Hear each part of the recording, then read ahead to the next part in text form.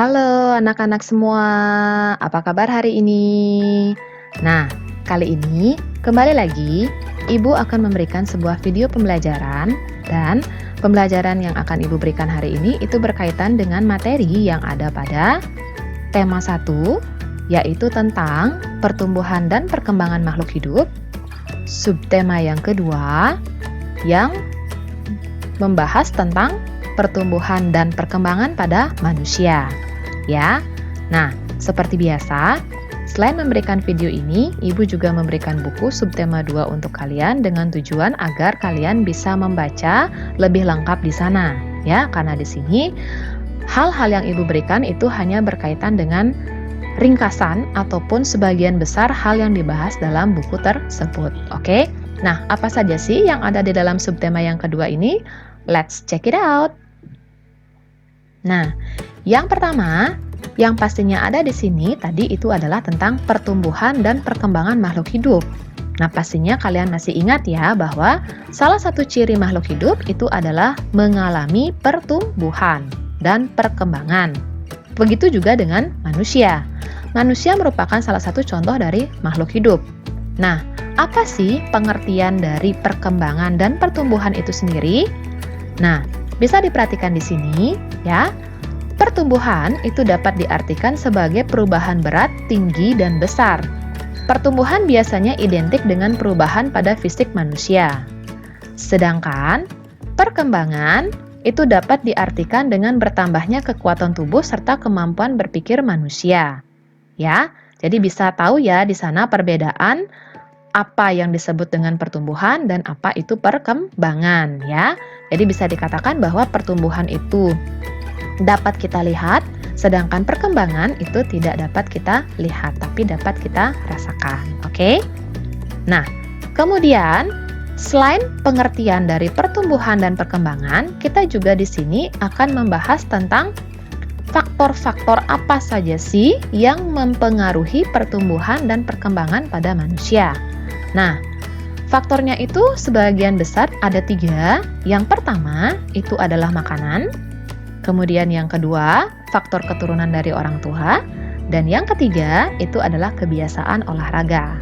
Ya, jadi ketiga hal inilah yang nantinya bisa mempengaruhi pertumbuhan dan perkembangan pada manusia. Nah, apa yang merupakan bagian-bagian dari faktor ini? Oke, kita coba bahas satu persatu ya. Nah, yang pertama kita mulai dari makanan. Nah, pastinya kita sebagai makhluk hidup memerlukan makan.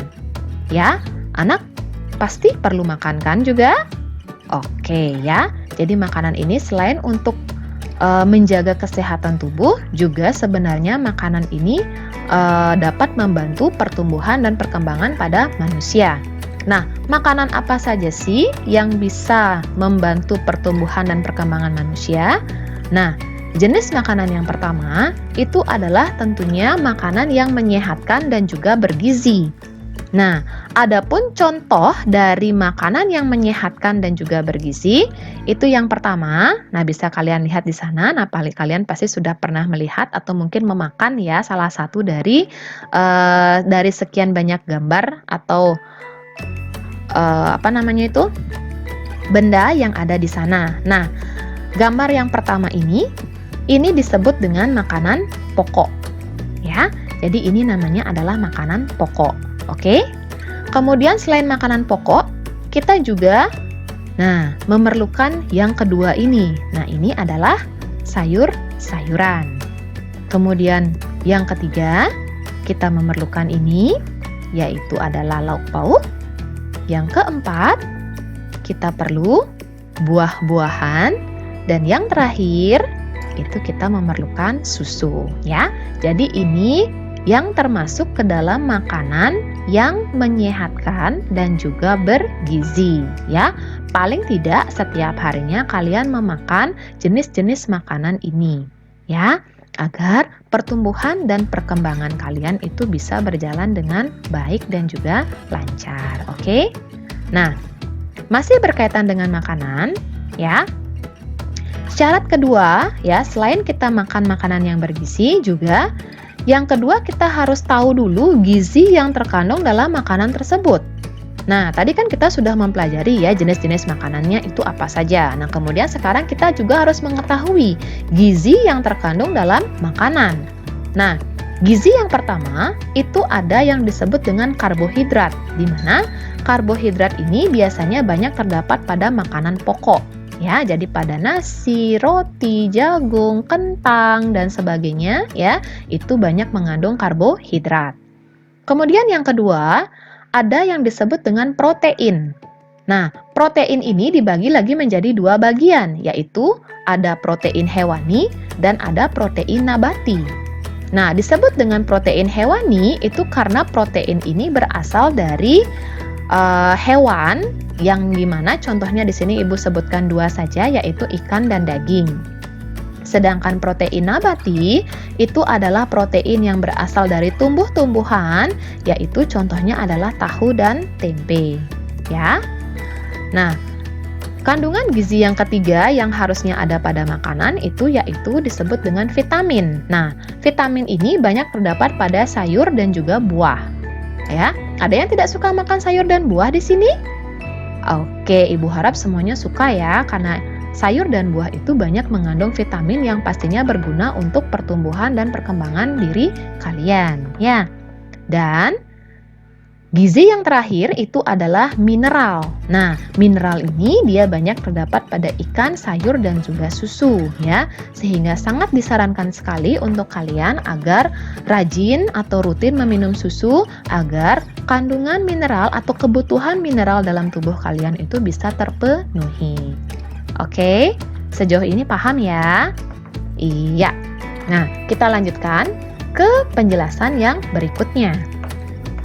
Selain makanan, ya, tadi sudah disebutkan bahwa kebiasaan olahraga itu juga sangat mempengaruhi pertumbuhan dan perkembangan manusia. Kenapa? Iya, karena dengan kita rajin berolahraga, itu dapat membuat tubuh kita menjadi lebih kuat dan juga lebih tinggi. Ya, jadi dengan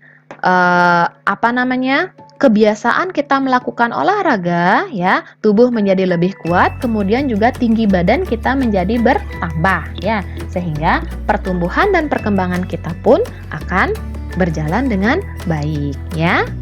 Nah, kemudian selain makanan, kebiasaan olahraga serta faktor yang diturunkan oleh orang tua, ya. Pertumbuhan dan perkembangan manusia itu dapat juga dipengaruhi dari rekreasi. Nah, kalian tahu rekreasi itu apa? Ya, bisa diartikan secara sederhana, rekreasi itu artinya berlibur, cuci mata kalau dalam bahasa kerennya ya. Nah, jadi tujuan dari rekreasi itu adalah agar tubuh dan pikiran tetap segar dan tidak mengalami kelelahan. Kemudian, selain rekreasi, faktor yang lain juga bisa mempengaruhi pertumbuhan kita itu adalah istirahat. Ya. Nah, di sini dikatakan bahwa istirahat yang paling baik itu adalah tidur. Nah, kenapa tidur dikatakan istirahat yang paling baik? Karena ketika tidur, ya, itu badan kita santai, ya. Jadi rileks, ya, tenang, ya. Nah, kemudian ketika tidur itu juga ya karena badan kita menjadi lebih santai dan juga tidak tegang ya, sehingga pada saat tidur juga tubuh mengalami pertumbuhan. Oke? Iya, paham ya sejauh ini? Oke. Nah, ya, jadi itu adalah faktor-faktor yang dapat mempengaruhi pertumbuhan dan perkembangan khususnya pada manusia ya. Nah, selanjutnya kita coba perhatikan ya. Nah, di situ ada satu orang yang berjalan dan kemudian dia berkata, "Aku suka makan wortel dan aku juga suka berenang." Kemudian, yang satunya lagi datang dan dia berkata, "Aku suka makan bayam dan sangat suka bermain bola." Nah, kira-kira apa yang dapat kalian lihat dari percakapan kedua orang ini? Iya, jadi dari yang dapat kita lihat dari keduanya itu bahwa mereka memiliki perbedaan dalam kesukaan, ya. Yang perempuan ini suka makan wortel dan dia juga suka berenang, dan yang laki-laki dia suka makan bayam dan dia sangat suka bermain bola. Nah, ya, jadi walaupun berbeda dalam kesukaan, ya. Jadi kita harus tetap menghargai perbedaan tersebut.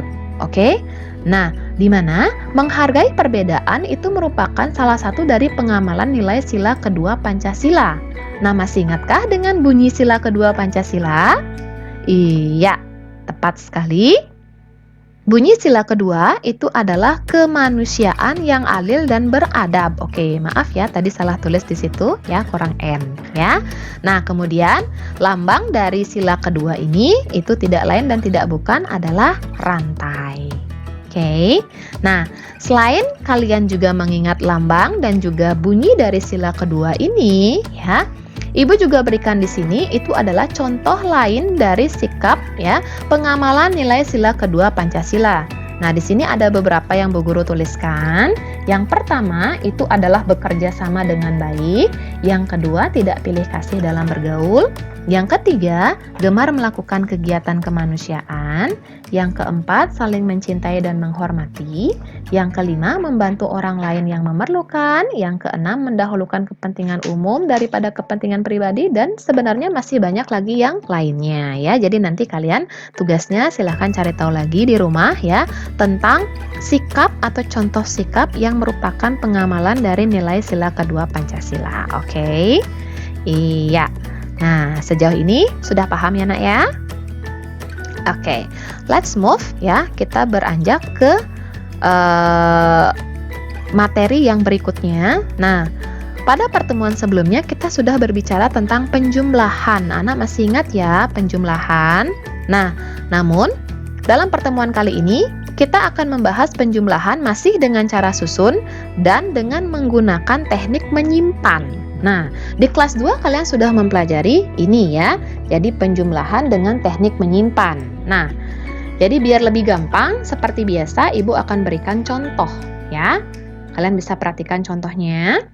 Perusahaan A mempunyai 2.915 kotak persediaan susu, sedangkan perusahaan B mempunyai persediaan sebanyak 2.827 kotak.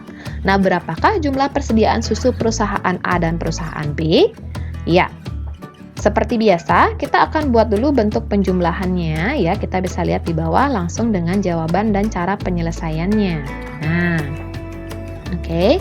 Yang pertama kita tulis dulu bilangan pertama yaitu 2.915 yaitu persediaan susu yang dimiliki oleh perusahaan A. Kemudian di bawahnya kita tuliskan ya persediaan susu yang dimiliki oleh perusahaan B yaitu 2.827. Nah, seperti biasa ya, seperti yang pernah Bu Guru katakan bahwa ketika menyelesaikan soal penjumlahan kita pastikan selesaikan itu dari belakang. Jadi dari posisi satuan ya.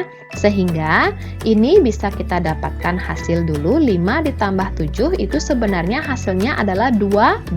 Nah, disinilah kita menggunakan teknik menyimpan itu. Di mana angka 12 ya, itu kita tulis angka 2-nya di bawah. Kemudian angka satunya kita simpan di atasnya, di atas angka yang di depannya. Kemudian simpanan ini kita tambahkan dengan bilangan yang ada di bawahnya, sama dengan 4. Kemudian lanjutkan 8 tambah 9 hasilnya 17, harusnya kita tulis 7 dan kita simpan satunya, kemudian kita tambahkan lagi sehingga hasilnya 5 ya.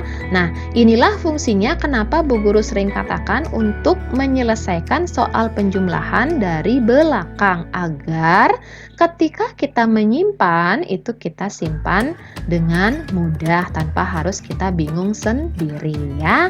Jadi perhatikan, oke? Jadi dibuatnya seperti itu ya, sehingga total jumlah persediaan susu perusahaan A dan perusahaan B itu menjadi 5.742 kotak. Paham kan? Oke ya. Nah, selain penjumlahan, kita di sini juga akan membahas tentang pengurangan. Pengurangan yang akan kita bahas itu ada 2 jenisnya. Yang pertama itu adalah pengurangan dengan cara susun tanpa teknik meminjam. Nah, apa sih maksudnya? Oke, kita langsung saja lihat contoh soalnya ya. Oke.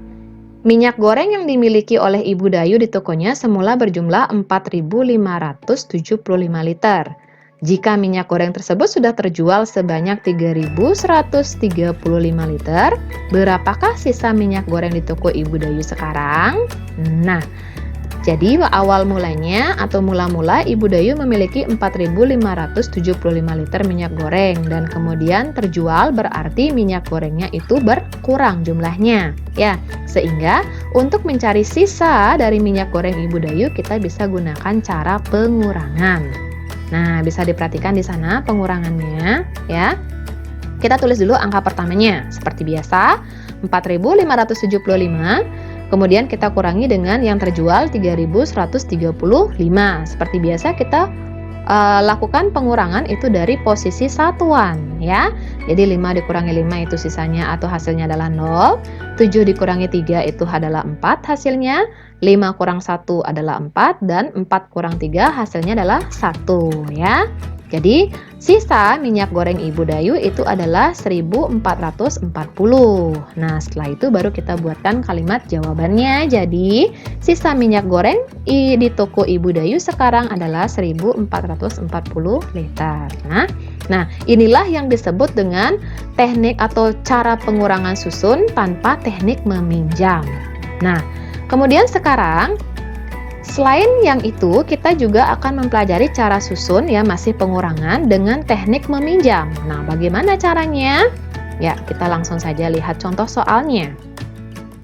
Sama, kita masih pergunakan contoh soal yang tadi dan angkanya kita ganti sedikit ya. Untuk jumlah semula itu adalah 4.575 liter dan terjualnya sebanyak 2.485 liter. Nah, masih ditanyakan sisanya. Jadi berapa sisa minyak goreng di toko Ibu Dayu sekarang? Nah, masih sama caranya ya. Oke, kita buat dulu bentuk pengurangannya. Di mana pengurangannya atau bilangan yang pertama kita tulis jumlah minyak goreng awal yang dimiliki oleh Ibu Dayu di tokonya yaitu 4.575 dan minyak goreng yang sudah terjual yaitu sebanyak 2.485. Nah, seperti biasa kita buat pengurangannya itu dari atau kita kerjakan pengurangan ini dari belakang. Ya, kembali lagi 5 dikurangi 5 itu hasilnya adalah 0. Nah, kemudian kita lihat bilangan yang di depannya, 7 kurang 8. Nah, kira-kira bisakah dia 7 dikurangi 8? Oke, ya. Jika ada bentuk pengurangan seperti ini, jangan sekali-sekali kalian itu membalik ya maksud dari pengurangan. Jangan nanti diartikan bahwa 7 kurang 8 itu sama dengan 8 kurang 7. Tidak sama sekali, ya.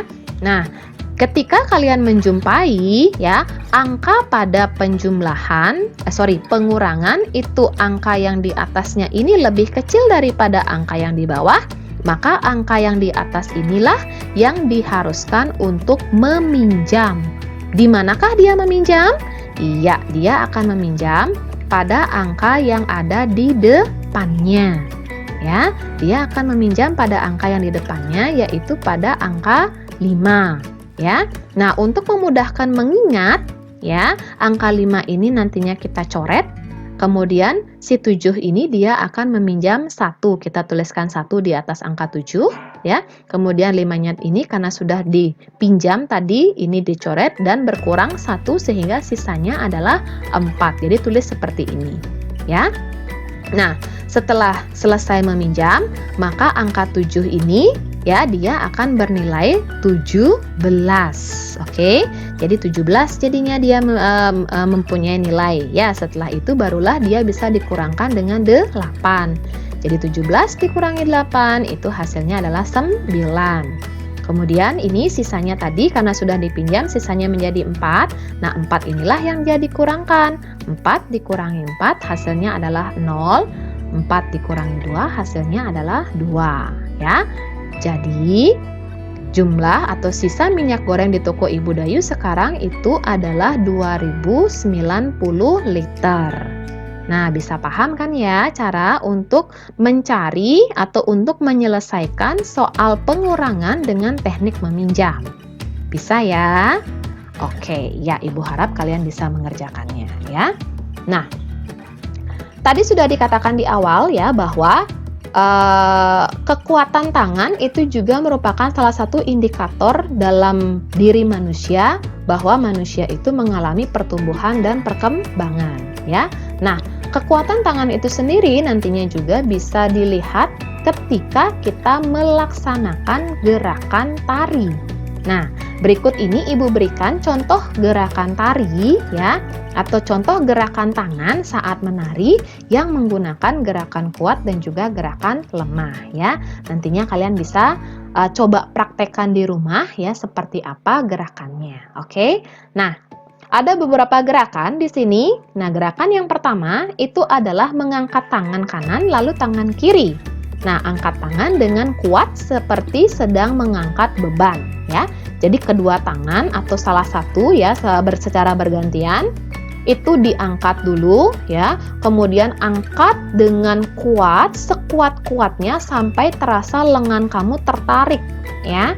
Jadi itulah yang dirasakan ketika sedang mengangkat beban, ya. Kemudian setelah tangan kanan, lakukan pola yang sama dengan tangan kiri. Oke. Kemudian gerakan kedua itu adalah turunkan kedua tangan secara perlahan. Kedua tangan diturunkan sambil menggerakkan jari-jari tangan menirukan air hujan turun, ya. Jadi, yang pertama angkat dulu kedua tangan, ya. Angkat kedua tangan, ya. Kemudian secara perlahan turunkan kedua tangan secara bersamaan, ya, secara perlahan juga sambil digerak-gerakkan jari-jarinya menirukan suara atau menirukan air hujan turun. Jadi bisa dilentik-lentikkan seperti itu, ya. Kemudian gerakan ketiga itu adalah rentangkan tangan ke samping lalu bengkokkan sehingga membentuk huruf U. Nah, jadi nantinya untuk gerakan ketiga ini kalian rentangkan dulu kedua tangannya ke samping, ya. Lalu kemudian bengkokkan sikunya sehingga kedua tangan kalian atau posisi tangan kalian itu seperti membentuk huruf U. Oke. Nah, gerakan yang keempat itu adalah gerakan memutar pergelangan tangan secara perlahan-lahan, ya. Jadi sama-sama seperti yang tadi, rentangkan dulu kedua tangannya ke samping, kemudian pergelangan tangannya itu digerakkan, ya. Jadi diputar ke depan atau diputar ke belakang secara bersamaan dengan arah putaran yang sama. Oke. Nah, kemudian yang kelima, gerakannya itu adalah mengancungkan tangan ke depan dengan kuat, lalu membalikkan kedua telapak tangan dengan arah yang berbeda, ya. Jadi tangannya keduanya itu direntangkan dulu ke depan atau dijulurkan ke depan, ya. Kemudian telapak tangannya itu kemudian dibalik, ya, dengan arah yang berbeda. Oke, jadi secara cepat dengan kuat juga, ya. Itu adalah gerakan yang kelima. Dan gerakan yang terakhir adalah bertepuk tangan. Oke, nah kalian pasti pernah, ya, atau sering bertepuk tangan, ya. Nah, tepuk tangan ini dapat divariasikan dia mulai dari yang lemah sampai dengan yang kuat, ya. Misalnya, kalian bisa coba di rumah. Ketika kalian bertepuk tangan dengan 2 jari, 4 jari, 6 jari, 8 jari, dan yang terakhir itu adalah 10 jari. Mana kira-kira dari jenis-jenis tepuk tangan itu yang paling kuat dan yang paling lemah, ya. Jadi nanti bisa langsung dipraktekkan di rumah. Oke. Nah, jadi itu saja, ya, hal-hal atau materi-materi yang Ibu sampaikan, ya, dalam video kali ini. Mudah-mudahan dengan adanya video ini bisa membantu kalian dalam mempelajari apa yang ada di tema 1 subtema yang kedua ini. Nah, Ibu mohon maaf apabila ada kesalahan, ya, baik dari segi penulisan maupun dari segi kata-kata yang Bu Guru ucapkan, ya. Ibu minta maaf sekali kepada kalian, ya. Jadi karena manusia tidak ada yang sempurna, pastinya pernah untuk membuat kesalahan. Oke? Jangan lupa untuk ditulis, dicatat, dan dipelajari agar kalian paham dengan materi yang diberikan, ya. Sampai bertemu pada video pembelajaran yang berikutnya, ya. Dadah semua.